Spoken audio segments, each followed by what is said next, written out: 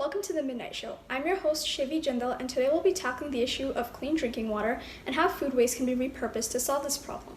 Let's turn to our correspondent, Gabby King, for more information. Thank you, Shivi. For women in undeveloped countries such as Kenya, finding water means walking 3 hours in the harsh African heat and carrying about 100 pounds of water back to their homes. Even then, their children still suffer from diarrhea and cholera from drinking untreated water. 1/3 of the world's population does not have access to clean drinking water. Thank you, Gabby, for highlighting the issue concerning clean drinking water in developing countries. Meanwhile, the food wastage footprint left by developed countries poses environmental problems with global ramifications. For more on this, we turn to our correspondent, Andrea Cooper. Thank you, Shivi. Now, approximately 1.3 billion tons of food is wasted per year globally. Here in the United States, 30 to 40% of the food that is produced is wasted. And all this food ends up in landfills and in bodies of water, which in turn leads to billions of tons of greenhouse gases in the Earth's atmosphere and in the freshwater sources we drink from. Fortunately, a group of high school students has proposed an end to both of these crises with just one solution. They specifically aim to resolve the 6th and 12th SDGs outlined by the United Nations: clean water and sanitation, as well as responsible consumption and production. Let's hear more about this ambitious proposal from the students themselves. Hello everyone, we're Scrap to Tap, a plan to implement water treatment facilities run on biofuel derived from wasted food in order to provide clean drinking water to those in need. Here's our plan. Food waste from restaurants in developed nations will be transported to water treatment plants located near contaminated water sources in developing countries, where reverse osmosis will be used to purify the water. The food waste will be converted into biofuels at the plants to power them. This water can then be delivered to local communities in need of this water through locally employed water deliverers, creating new jobs. In order to convert food waste to biofuels, a process called hydrothermal liquefaction will be used initially, and the material that is left over from this process will undergo anaerobic digestion. This will maximize the amount of energy extracted from the food, as well as limit wastage. Water will be free of charge for the first 4 years. Because providing access to clean drinking water will reduce the time people spent gathering it, they will spend more time stimulating economic growth. Eventually, they will be able to pay for their own water, thus resulting in a clean and sustainable system. Well, one thing I'm curious about is how the wasted food will be collected. Why would restaurants partake in paying for this disposal service? What's in it for them? By partnering with the UN, we plan to make participating restaurants UN-certified members of a global network solving the food waste and clean water SDGs, thus incentivizing them to join our initiative. Now, we have some questions from the audience. Could you help me understand how your biofuel production facilities will be financed, since it seems that this service is being provided at no cost to locals? And will this plan be feasible enough to accomplish by 2030, which is the UN's SDG goal? Initial donations will go towards kickstarting production and supplying loans to local consumers. For the first 4 years that water is provided, the clean water will be free. However, consumers are expected to repay loans in small installments. Since individuals will not have to waste time through manual water collection, they can utilize that time to develop their economic infrastructure and eventually pay for their own water. Our facilities will be developed by 2026. To sum things up, by 2030, a self-sustaining project that utilizes food waste towards producing biofuel that powers a water treatment plant and creates a water delivery system will be up and running. Okay, now we have time for one more question. What roadblocks do you expect to hit while implementing Scrap to Tap? We anticipate running into logistical difficulties when it comes to transporting the food waste and building large-scale water treatment facilities, as well as convincing the locals to pay for water they're used to obtaining without payment. However, these are more uncertainties which we expect to diminish and experiment with their program in action. Thank you to our audience for asking questions and to the students for sharing your well-planned proposal with us. Any final comments from our presenters? Yes, thank you for your attention. Please support us, Scrap to Tap, so that together we can guarantee everyone their fundamental right to a healthy life, one drop at a time. Thank you for joining me today, and I wish you all the best. How would you ensure economic growth in these communities over the 4 years and beyond to ensure they could sustain the system and pay back their loans?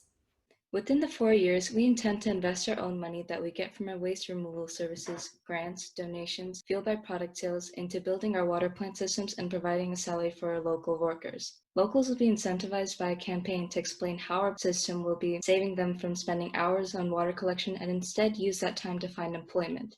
Economic growth will also be facilitated by the hundreds of jobs created by the plant for the local people. This will provide them a stable source of income, help them accumulate savings over the years, and allow them to afford the water. The money that enters these local economies, as well as the time that people will save from having the water delivered to them, will help kickstart healthy economic growth. Here's an example showing exactly how consistent access to clean water revolutionizes them economically. For Lillian, a Rwandan woman, access to clean water changed the lives of both her family and her community. Lillian's children weren't exposed to dangerous diseases such as cholera and dysentery found in dirty water and could instead focus on their education, while Lillian was able to get a job as a water seller, which allowed her to buy livestock and provide for her family. This is a real-life example of how important access to clean water is and how it is not only able to stimulate the economy, but also ensure a more educated and financially independent population, which would bring an upward economic trend in the future.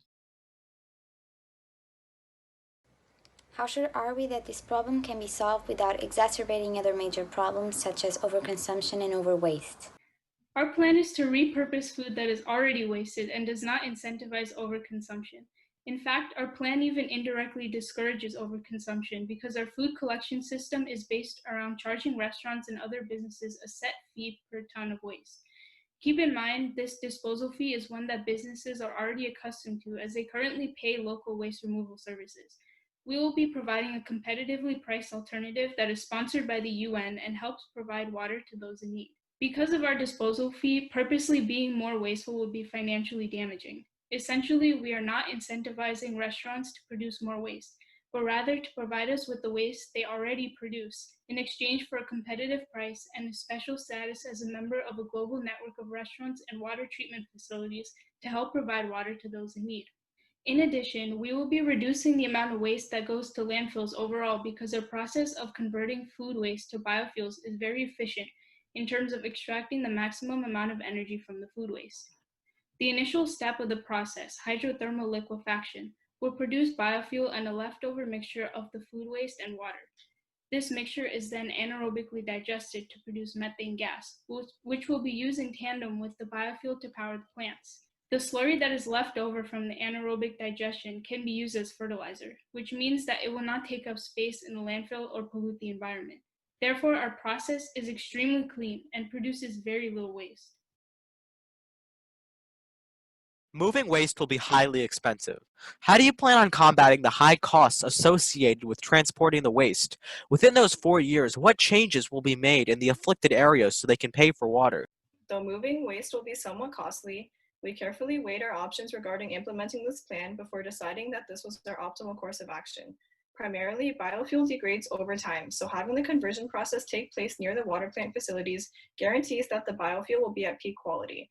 Transporting waste from developed countries is necessary because that is where the main food waste problem lies, and that is where we would be able to charge restaurants for our disposal plan, funding transportation and the construction of our facilities. During the transportation process, we have also decided to not use refrigeration due to its expense and harmful impact on the environment. Instead, we will treat the food waste with preservatives as well as use tight seals in order to limit degradation and ensure a higher quality biofuel. After making the decision to transport waste internationally by carefully evaluating the logistics, we found that though the costs of overseas transportation would still be relatively expensive, it would still be our most feasible and cost-effective option overall, and thus we have made plans to combat these high prices. Here's an overview regarding the financial feasibility of our plan. According to the World Bank, bulk transportation internationally can be as cheap as 5 cents per kilogram or $50 per metric ton. In addition, we will be charging restaurants a price competitive with other disposal companies such as Waste Management. Since this affordable price totals only $120 per metric ton and it only costs $50 to transport that metric ton overseas, we will make more than enough to fund transportation as well as building facilities and paying workers, especially considering that the revenue from our food collection service, government grants and sponsorships, and fundraising will total in the order of tens of millions in the span of a year. Within the first 4 years, we will have made enough to fund about 100 water treatment plants, thus providing water to millions of those who need it and kickstarting sustainable economic growth within those regions. Keep in mind that these are only rough estimates. However, they show that our plan is indeed economically feasible. With techniques such as bulk transportation, we plan to significantly reduce the cost of overseas transportation. As for ensuring that these communities will be able to pay for the water, we have addressed that in the following question. How could the payment from these communities be ensured? Will this system be accessible to people living in remote communities? How will you ensure the payment in these remote communities? As explained previously, payment from these communities will be ensured by the economic growth that this industry will generate over a few years through the creation of thousands of new jobs.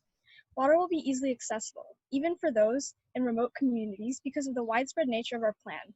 Once the water is treated, it will be delivered to people in need within approximately a 7-mile radius of each plant in the undeveloped regions. We plan on employing locals to deliver about 100 liters of water to each person in every household within the 7-mile radius. The water deliverers will be provided with trucks in order to deliver the water every morning on a large scale.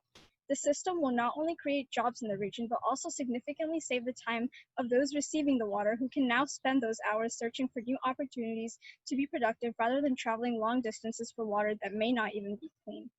To reiterate, access to clean water will greatly increase the amount of time locals have to get a job, open a business, or acquire a new skill, all of which will help them earn money. This, coupled with the jobs created by the water treatment plants, would ensure that the locals would be able to earn some money and afford the water.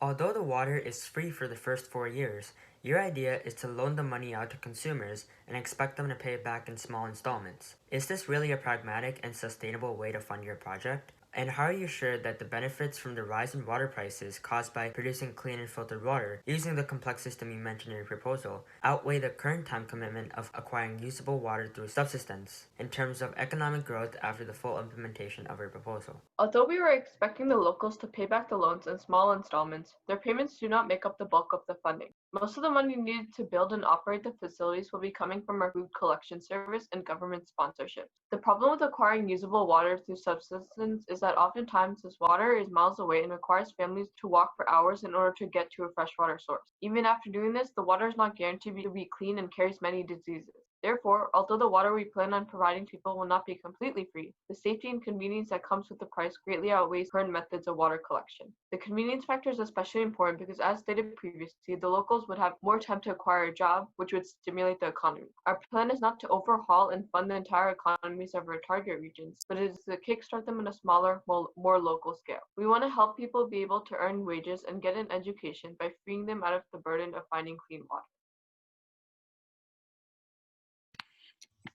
Scrap to Tech had a lot of strengths. It was a really strong project overall, and I think it was really feasible solution. It was creative and it's sustainable, so it's very worth investing in for obviously investors. And it would definitely solve the water crisis in underdeveloped countries, and it would solve the issue of excessive waste in more developed countries, food waste and such. So definitely a really creative solution and worth looking at and investing in and developing science and technology. What strengthens this project is the view of saving time and offering more employment and better ways to get income, from which it focuses very well on the people, as well as it is possible to view the exhausting scientific research required for a proposal like this, where persistency is shown through the way that one factor is solved, another problem arises, and that is solved, another arises, etc. Scrap to Tap strengths. We think this is a great way, to prevent waste and at the same time, in third world countries, provide us a safe, clean water source. Scrap to Tap's plan to separate the waste is clear and backed by specific science. Reverse osmosis is a fairly well-known process used by many water companies already to purify water, and applying this to provide water to developing countries, and it would be very effective. Also, this project would create new jobs in addition to providing clean water, which will help economic growth in the area needed to pay for water. Ideally, providing water so that people in developing countries don't need to worry about collecting it does give time to focus on other things, including economic growth. project has a good way to incentivize restaurants. By making them UN certified, they can promote themselves to customers. Restaurants already pay for waste removal, so competitive prices will incentivize giving the waste for the project. This would save time that locals would otherwise waste having to get water each day, and they can get better jobs. Yeah, although the team has shown a lot of scientific research, we think that they should have the support of more experienced scientists because maybe they have limited resources, and this support could even make the project better. Yeah, and confirmation could bring some positive aspects as well. However, speaking of weaknesses, our team believes that although trying to make a use of waste, the team should aim to stop it as well, aiming towards a sustainable project where unsustainable practices are eradicated. If not trying to stop it, we believe the Scrap to Tap should try not to count on it and shouldn't expect for overwaste to continue in order for their project to succeed, so that if the project could continue for people benefiting from it, even once waste has been solved, which is something desirable. Then we also think vectors should be considered during the transportation process, since these can transport diseases that can develop or had developed before transportation. Also, in case of failure, what would the team do in case the waste falls into the ocean, contributing towards pollution and harming marine life? To both vectors and failure cases, perhaps the waste could be turned into biofuel in the country where it was gathered and then transported to the countries targeted. Scrap the Tap weaknesses, what we believed what the greatest weakness was that in terms of, there's a lot of cost associated with, shipping from these treatment centers to the plants, but we believe this is something necessary. You look at places like Flint as in the U.S., but, more importantly in the entire world, these are something that's needed. Clean water is a huge issue, but we believe that this specific, way to solve this issue is not going to be the most effective solution because of simply the costs associated. There could be a lot of distance between the plants. There could be a lot of, logistical nightmares going on. And we believe that, it won't be the most efficient way to do this. One weakness in this project is that it can't seem to necessarily guarantee that in the 4-year time period, people will focus on economic growth. They can't enforce this onto people in foreign countries. What if the region that is being given filtered water doesn't grow economically within the 4 years? This is technically a very short and unrealistic time for a region to grow in, and simply extending the deadlines or other plans of actions for areas that have not grown would disincentivize economic growth. If a water supply is steadily given, no one will want to work for it. Will the jobs created by the Scrap to Tap be enough to cause substantial economic growth? We also don't know if governments in these areas will impede this process.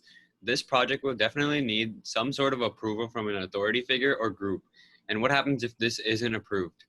Furthermore, new evidence has shown that reverse osmosis may not be as environmentally friendly as it seems, as it uses large amounts of energy and can create harmful waste for the ecosystem. Also, it's not as cost effective. Reverse osmosis is an expensive process.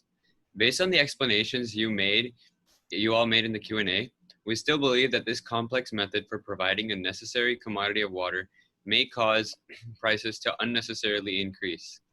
Finally, assuming everything goes according to plan, it may be difficult to get a better reach across the world to make a substantial impact by 2030. Our recommendations for this group are to, 1, have a more concrete funding plan, as this project can't ensure that economic growth will happen within the time period allotted. And 2, to create a more affordable model for providing clean and sanitized water for the participants, possibly looking for newer, cheaper, and sustainable technologies. So our biggest suggestion for Scrap to Tap, overall, they did a really great job of making sure that this solution has a clear path to implementation, but our one suggestion would be that they'd include being more lenient in their payback policy, because it is a relatively short period of time and there's no guarantee for economic growth in these communities, even with the solutions that they're offering. So I would just suggest being much more lenient in the debt policy and potentially looking for an investment from a much larger corporation. Our first recommendation would be to elaborate more on how they would be preventing the waste to catch diseases, as maybe the conservants that they use are not as reliable. And also, how will they make sure that the biowaste has not already caught diseases? And how will they be able to distinguish the ones they can use from the ones that they can't use? Our team would also propose a cleaner method or design for transportation, since it is not just the costs that matter, especially in this context. And another suggestion would be putting cameras into the whole process so the public could follow it and learn more about it, since this kind of transparency is currently lacking in companies, of which about 80% agreed to work with and towards the SDGs, but 0% mentioned transparency. And the Scrap to Tap could therefore benefit from it. This has been adopted by the Underwater Earth Project rather successfully. The team might also enjoy checking an initiative called Wave 2.0 that targets about 9 SDGs and works into solving CO2 and acidification reliably, producing clean water using wave energy, which could solve the dependency on waste previously mentioned. Our recommendation for Scrap to Tap is going to be to keep your plants closer. So be able to avoid the logistical nightmare by making sure that you have plants that are coordinated to be close to each other, a good transportation system, something where you can make sure that everything is going together and working in a nice flowing harmony. Our recommendations for this group are to, one, have a more concrete funding plan, as this project can't ensure that economic growth will happen within the time period allotted. And two, to create a more affordable model for providing clean and sanitized water for the participants, possibly looking for newer, cheaper, and sustainable technologies.